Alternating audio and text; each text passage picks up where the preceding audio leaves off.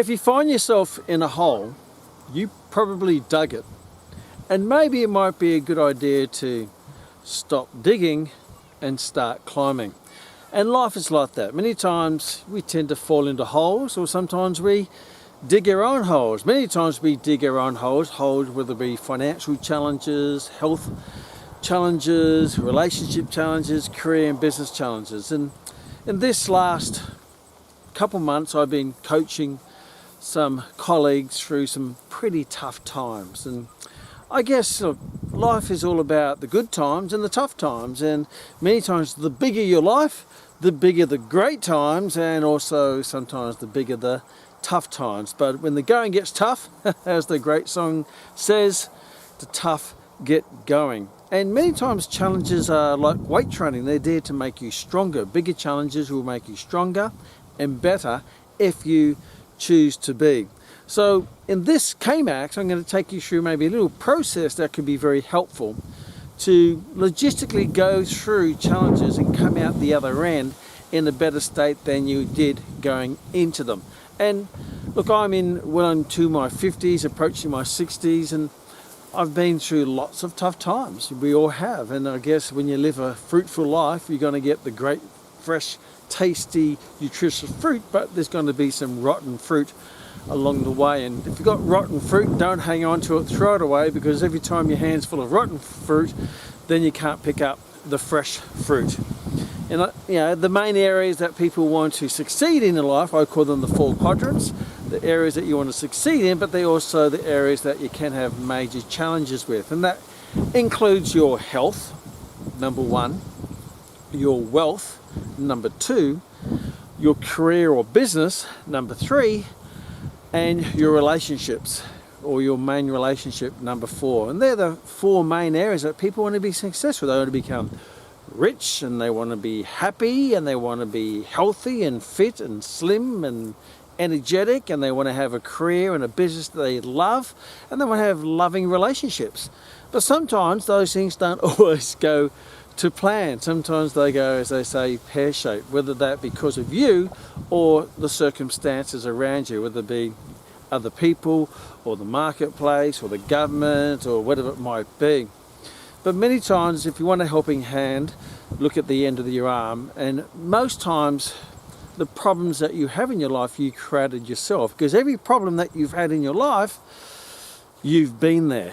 And I guess that's the first step. Number 1 is to take responsibility of the situation that you find yourself in, whether you put yourself there by digging your own hole or you fell into someone else's hole.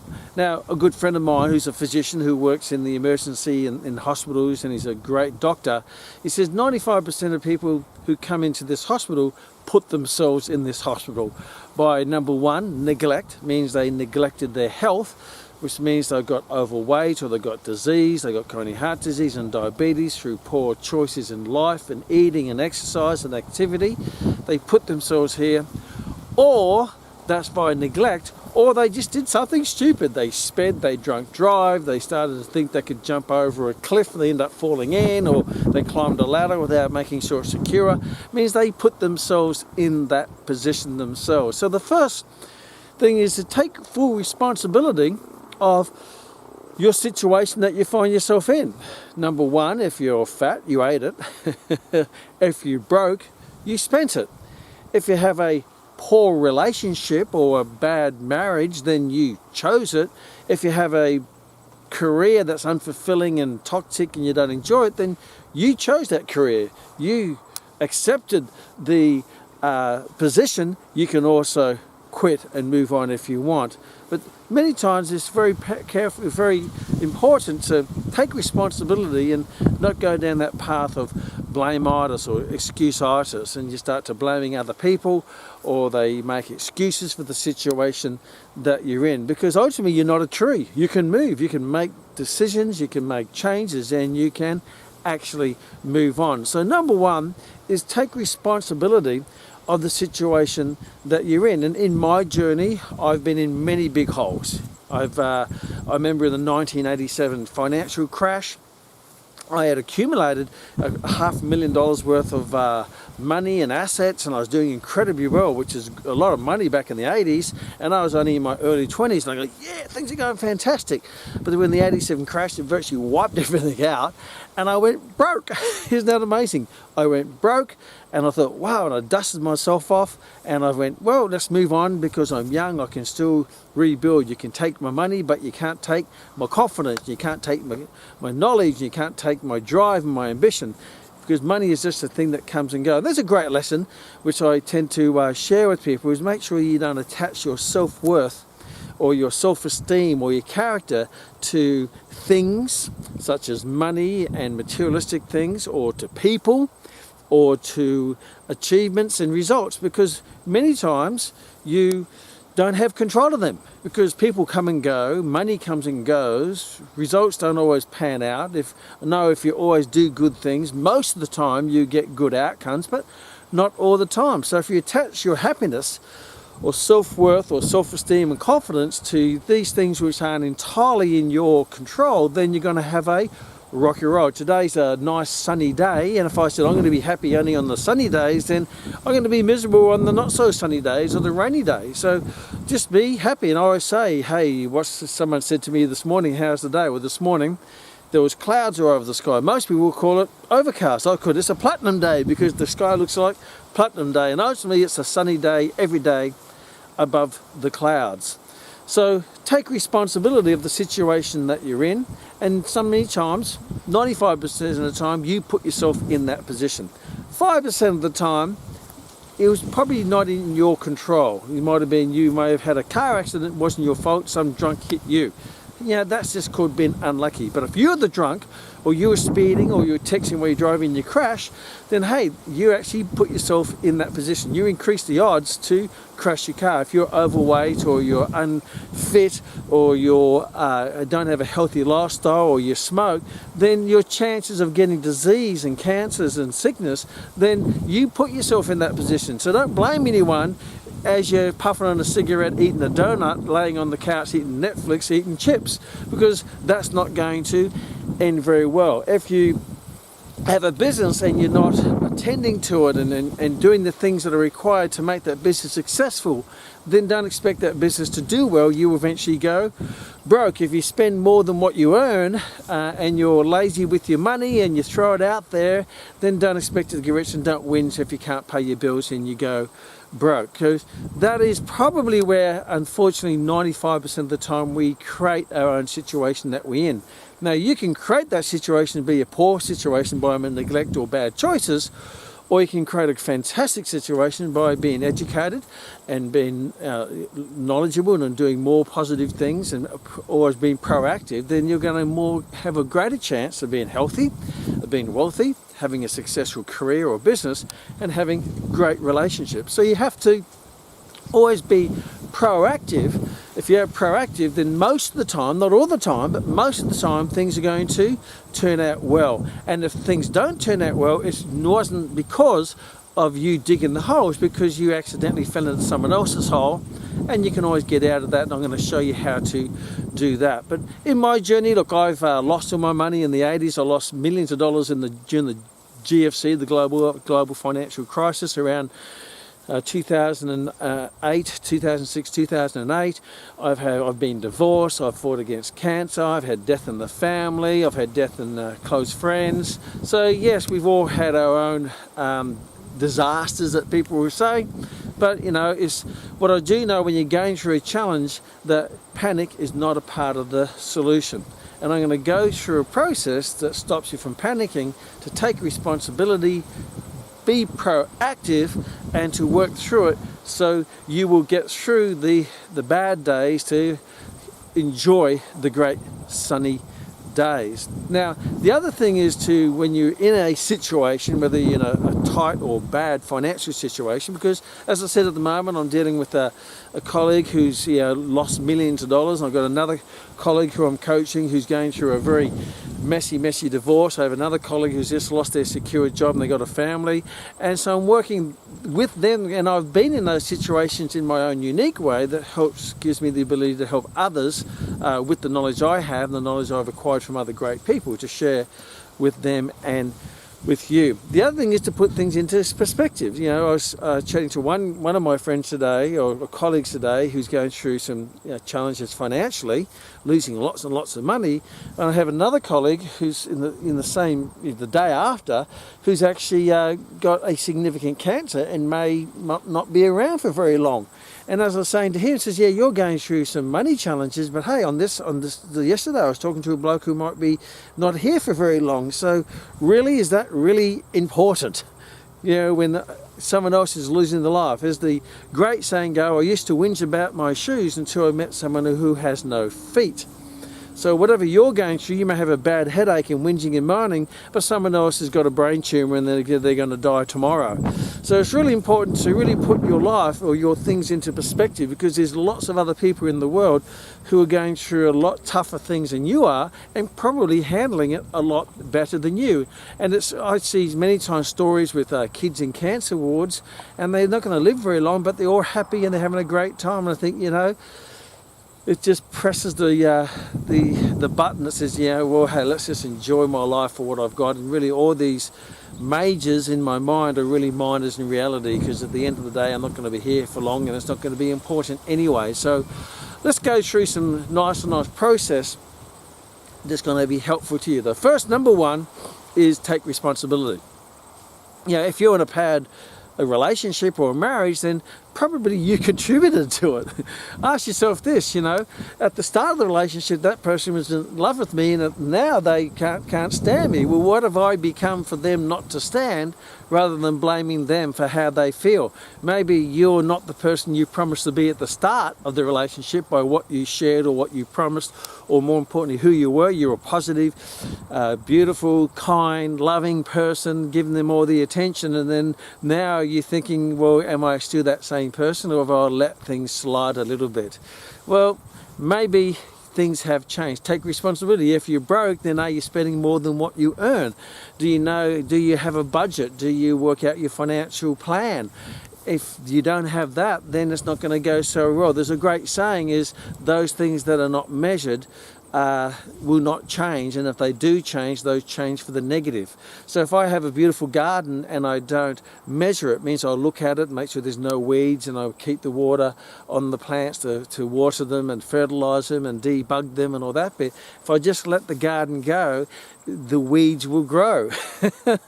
If you let a relationship go by itself, the weeds of complacency will go, that lead to casualties or casualness, and that will lead to casualties, and you will be the casualty. So everything that is important needs attention, needs to be constant attention, whether it be your financials, whether it be your health. If you don't exercise every day, eat nutrition every day most of the time, then if you just let it slide, then hey, it will go in the wrong direction. If you let your relationship slide and be more casual, it will go in the wrong direction. If you let your job or your career or your business slide, then it will go in the wrong direction. And same with everything in your life. So the first thing is to take responsibility that maybe you become complacent, and that's led to casualness, and now you're the casualty. So maybe you need to get back onto your game and start to adjusting to things. Take responsibility, put it into perspective is number two. Okay, how bad is this really? You know, am I going to die tomorrow? Are there other people? Does my major is just a minor in someone else's life? Would someone else, you know, people talk about poverty in the Western world. Well, poverty in the Western world is probably a very rich life in a poverty-stricken world, in a third world country. So a lot of people say, oh yeah, I'm poor, I've got poverty. And I think, yeah, but you're overweight, you're actually obese, and it's not like you're starving.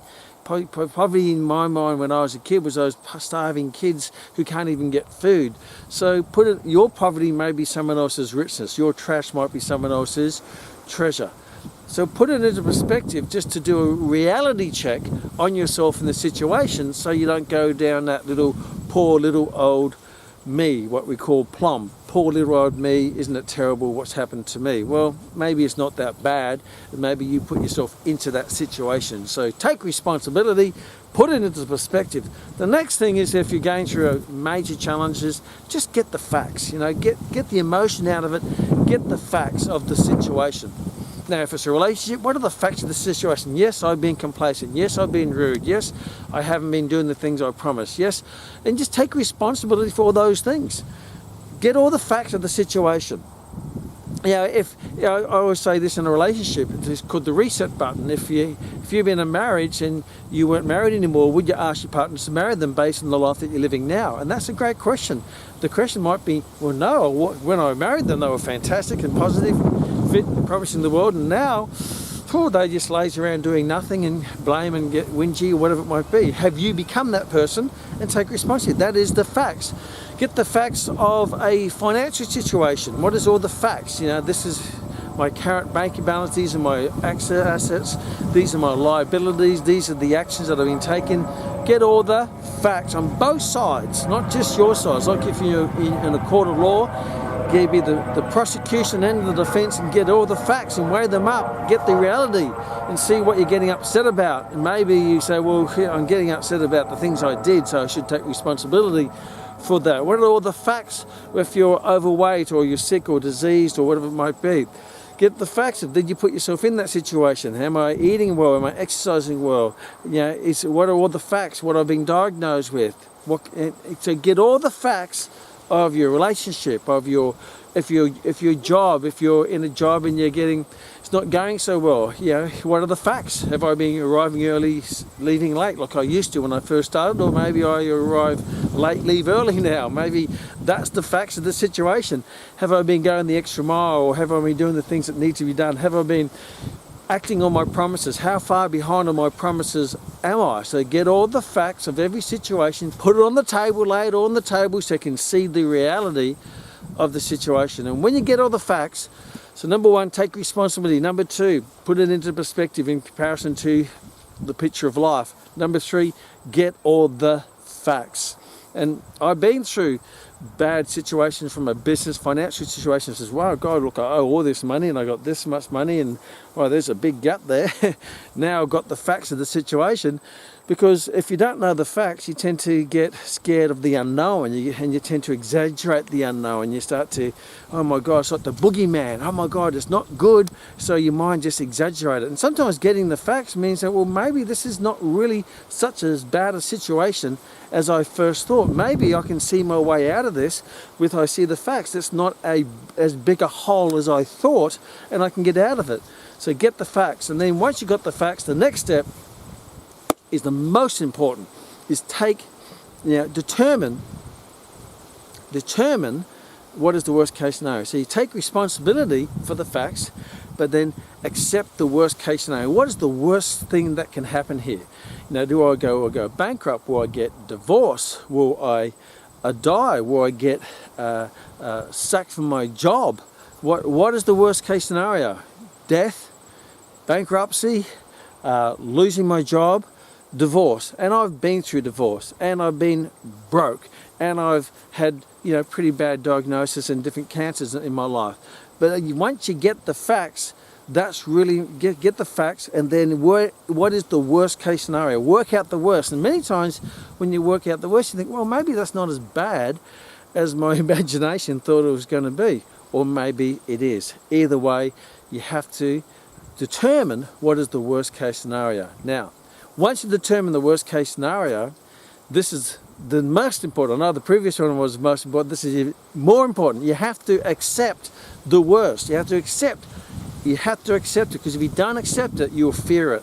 And you can never make a good decision out of fear, because that will lead to panic and emotion, instability. You'll be insecure, and you start to make rash emotional decisions. You have to accept the worst. The only way to beat death is to accept death. The only way to beat a bad financial situation is to accept that situation. I was talking to a colleague the other day who's going through some major divorce challenges, and I said to him, what is the worst case scenario? His worst is that he's going to get divorced, he'll lose all his money, he'll lose his house, he'll lose his car. I said, okay, accept that. That's the worst case. When you accept rock bottom, you can't go any lower than that. There's only way from there is to go up, because you can't go any more down once you've accepted that. And if you accepted that, you won't fear it, because you tend to attract the things you fear. If you fear disaster, disaster will tend to find you. If you accept disaster, then it will tend to not find you, because hey, you've already accepted it. Get out of my way. You know, I'm a fighter, I'm a martial artist, and when I go into fight, I accept I could get hurt. I accept I'm going to get punched in the head. I accept I'm going to get kicked in the guts. I accept that. So I accept that, I don't fear it. So when I fight someone, I come at them kicking me or punching me, I'm not, and Rory says I'm fearless when I fight, and that's probably the reason why, because I accept the worst case scenario. If you fear getting punched in the face, then you will always be fighting like this. You know, oh, don't hit me, don't hit me. If you fear getting kicked in the guts, you won't go near your opponent because you'll be scared of getting kicked in the guts. If you fear the boogeyman, you aren't going to go to bed because you think the boogeyman's under the bed. If you accept they're under the bed and I'm going to kick their butt if they come at me, then hey, you won't fear the boogeyman, and the boogeyman will probably go away. If I'm playing rugby league and I fear getting injured in a tackle, then I'll go into the tackle tentatively, thinking, oh, don't get hurt, don't get hurt, don't get hurt. And guess what happens? You get hurt because you don't go in with your full ability and effort and your full power into the tackle. But if you accept that you could get injured in a tackle, then you just go in there, and the more committed you are, the less you're going to get hurt. So you have to accept, if you fear losing money, you will lose money. If you fear losing your partner or your wife or your husband, you will lose them, because that will make you insecure.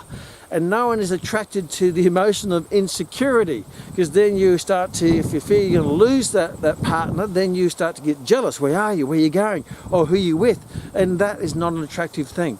But if you accept that situation, then you don't get insecure, you don't get jealous, you become confident in yourself, because I want you in my life, but I don't need you in my life. I want money in my life, but I don't need it in my life. I want health in my life, but I don't need it in my life. Even though I would deal with it because I don't fear it.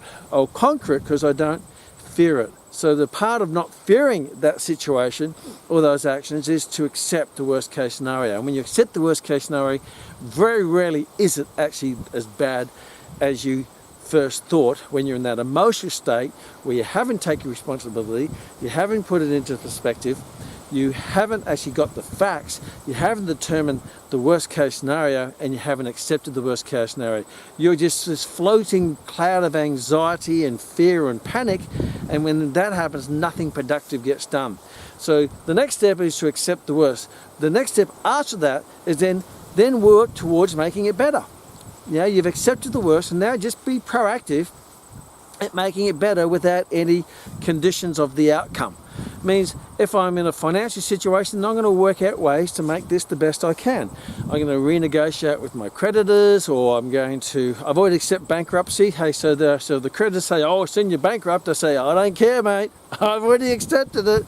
The only thing that's going to happen if you send me bankrupt is you'll get no money. So it's best for you to keep my business alive if you want to get anything more from me. But hey, I can take it or leave it either way, because now if it's either we work with a win-win situation or no deal, because I've already accepted the no deal. The art of negotiation is you have to go in accepting there will be no deal. And therefore, you won't be insecure enough to make a poor deal to satisfy the other person, because you're fearful of losing the deal. Isn't that a great philosophy? So yes, once you've done that, work on the best. If it's in a relationship, you say, okay, what is the best thing to do here? I've become maybe a bit of an arsehole in the relationship. I'm going to work on me, make myself better, and I'm not going to do that on the condition that I want you back in my life. I'm going to do that because I want to be happy in my life, and that in the consequence may attract you back into my life where you actually have a better relationship than when we had at the start. So work on the things that you can, whether it be your finances, for your health and you're fighting disease, then maybe start eating better, start thinking better, being positive, start reading positive stuff, doing exercise, lifting weights, do some boxing, because all that's going to maximize your chances of success. It's going to maximize your odds of overcoming a bad situation, with a financial, whether it be a relationship or whether it be a business. If it's in a job, then you become that person. You become a great person. Even if you lose your job, the great thing, even if you lose your partner, even if you lose the business or lose the money, you come out better, because you may have lost the things and the people, but you've actually come out a better person, because you've actually got rid of your fears and you've worked on improving yourself to become better at overcoming future obstacles in the future. So once you've accepted the worst, then improve on the worst. Do the things, and maybe you need to get consult with people to help you, whether they be coaches or good mentors, or whether it be your accountant or your lawyer. You know, I remember my my lawyer invited me in, Rob his name is, and he sat me down and he says, this is back during the GFC, and he says, I just want to see how you are. I says, what do you mean, how I am? I'm great. He says, yeah, but you're hemorrhaging a lot of money. I said, yeah, I'm hemorrhaging money. That's just money. But if I was hemorrhaging blood, I'd be worried. But I'm only hemorrhaging money. So what's this? Only money. I remember one particular day I lost, and everything's relative, I understand that. You know, I lost a couple $1 million in one day during the GFC through the liquidation of an investment which I went into. And my thought is, hey, if I could lose 2 million, well, I had to make 2 million to invest the 2 million to lose 2 million, which means I can make it again. So you can take my money, but you're not going to take my confidence. I was liaising with one of my other colleagues who's going through some major financial challenges, and he's lost multiple millions of dollars. And I said, okay, what is the worst case scenario? His worst case scenario, he went through the worst case scenario, and he had to sell all his investments to pay his big debts of millions of dollars. And I said, okay, so let me ask you this. Have you got your health? They said, yes. Have you got your knowledge? Yes. Have you still got your skill? Yes. Have you got your know-how? Yes. Have you still got the drive? Yes. Have you still got your confidence? Yes. So they've virtually taken nothing away from you. All they've taken is a few things away from you, but they haven't taken you away from you, which means you still have that skills and that ability to make all the money back plus more, because you're actually a better person, and maybe you make it back in a better way that will add value to your community and serve your individual values. The other colleague I said, who's going through a divorce, he's going to lose his car and his house, I said, but you're a talented, skillful, positive, nice guy. You're always going to do well. You may have to go and find another job or another career. That's okay, but you still got skill, you still got attitude, you still got knowledge, you're still likable. You're doing it to go great. And in this process, maybe this whole process could have been a great opportunity to reset everything and flush all the things out of your life that maybe you didn't want in your life in the first place. Maybe you're just holding on to them because you had them, not because you wanted them. If you had to marry your wife again, would you remarry them? And he said, well, probably not. I said, well, there you go. That's now, the reset button, we call it going back to zero-based thinking, is if you got rid of everything you got now, what would you, based on what you have now, what would you keep doing, what would you stop doing, and what would you start to do to reset your life? Because every day is the first day of the rest of your life. Every day is the first day of the rest of your life. One of my colleagues had their birthday the other day. I said, happy birthday, this is the first day of your life. What are you going to do? Isn't that a great way to think of it? And even in the process you lose things can always be gotten. There's plenty of people, there's plenty of things, there's plenty of money, there's all there, but there's only one you. So you have to work on you to become the better you, and the better you become, the bigger things you can overcome. The bigger things you can overcome, the higher the place in life that you tend to put yourself. This is the mountain at the behind here, If I want to climb that mountain, then I don't just get the chairlift. I have to climb it. I have to develop skill. I have to have perseverance, and I have to have grit, and I have to have heart and character, and I have to harden up a bit because it's not going to be an easy climb. Life is like that. Nothing's worth climbing is easy. Everything that is hard will soon become easy if you go through the hard times to achieve it. Then it becomes easy. So if I climb up this mountain, I'm going to fall, I'm going to trip, I'm going to come in barriers, I'm going to get scared of the heights. But if I push myself and I drive myself and I don't fear falling, and I focus on climbing to succeed to the top, then I get to the top. When I get to the top, it's not the view that's most important, it's the person that I became to overcome that challenge, to climb that mountain, to reclaim that wealth or reclaim that relationship or build a new relationship. Many times I've had people who gone through divorces, and it's the best thing that ever happened, because they came out in a positive way and then they found their true soulmate. Or they came out of a situation financially back in '87 when I lost $500,000, then hey, that $500,000 was a great lesson that I applied to the future that set me up to make millions of dollars. And in that process I've made millions, I've lost millions, but most important is I've become a millionaire in terms of my mindset, because now the money in itself will come and go, and I don't attach my confidence to that. I don't attach myself to that, because then that will create greed and fear. But I want to be above all of that and be a person of character. And if you can do that, a person of character, and you keep building your character and becoming a better person, then there's not going to be any mountain that's too high for you, and you won't fear it. You may get excited by it, a little bit anxious, but you will address all your energy towards the problem, not attacking the person. Many times people attack the person, the person in front of them, the person they're blaming, or many times they attack themselves. Why did I do that? Oh no, silly, oh no, stupid, versus, or why did you do that? It's all your fault. None of that works. That is misdirected energy, attacking people, whether it be you, the person, or them, the person. But if you use all your energy and you attack the problem by going through the process I shared with you, then you're going to come out great. You won't come out great, you'll come out better. So number one, take responsibility. Number two, put it into perspective. Number three, get all the facts. Number four, work out what is the worst case scenario. Number five, accept the worst. Number six, work on improving the worst by taking actions and make decisions. And when you make a decision, taking actions, the outcome isn't like you wanted, then go back to the start and go through the process again, go back to the start and go through the process again. If you keep going through that process, you keep laying yourself up to higher ground, mentally, emotionally, and also physically. So I hope that's been helpful in helping you overcome some of the hard times that you may put yourself in, or life put you in, whether that be your health or your wealth or your career or business or your relationships. But hard times will make you stronger and make you harder in a very compassionate way, as being a person of character, because character is built on people who overcome the hard times, and then they make easy times, but they're always ready to deal with the next hard time, the next mountain, the next obstacle, the next hardship, because that will make you a person of character. So see you in the next Kmax.